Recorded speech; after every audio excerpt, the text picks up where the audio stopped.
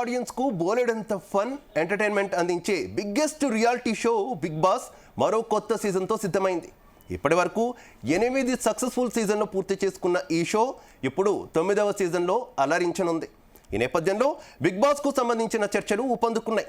అయితే ఈసారి కాంటెస్టెంట్స్ జాబితాలో రాజకీయ నేపథ్యం ఉన్న ప్రముఖ వ్యక్తి పేరు కూడా వినిపించడం హాట్ టాపిక్గా మారింది.